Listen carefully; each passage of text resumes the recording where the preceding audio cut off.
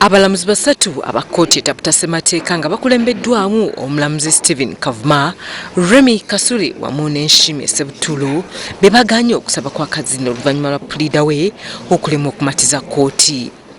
Okusinziira ku mulamuzi wa kkooti ejulirwamu Eyali Kisawuzi, obujulizi obuleeteddwa bulaga nti Kazinda tavunaanibwa yekka nga bw'alowooza, kubanga waliwo abalala bangi bavunaanibwa nabo ku misango gy'okubulankanya ensimbi okuva mu wofiisi ya Ssaabaminisita. Abalamuzi bagamba nti Kazinda yandibadde asobola okweyimirirwa ku misango emirala egimuvunaanibwa mu kifo ky'okuddukira mu kkooti etaputa Ssemateeka. Kazinda abadde ayagala kkooti eno emukkirize okweyimirirwa kubanga yali akkiriziddwa wabula nakina bulamuzi bakigobye.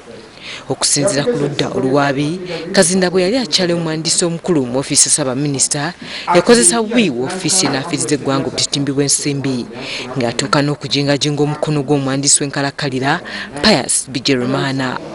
Okusinziira ku muwabi wa gavumenti Margaret Nabakoza, Kazinda okuddukira mu kkooti eno etaputa Ssemateeka alinga agezaako okulisa omusango ogumuvunaanibwa. Olwaleero Kazinda abadde alina okulabikako mu kkooti ewozesa abakenuzi ekulirwa omulamuzi David Wangusi, kyokka engeri gy'abadde mu kkooti etaputa Ssemateeka omulamuzi omusanga gwongezaayo okutuusa nga March 5.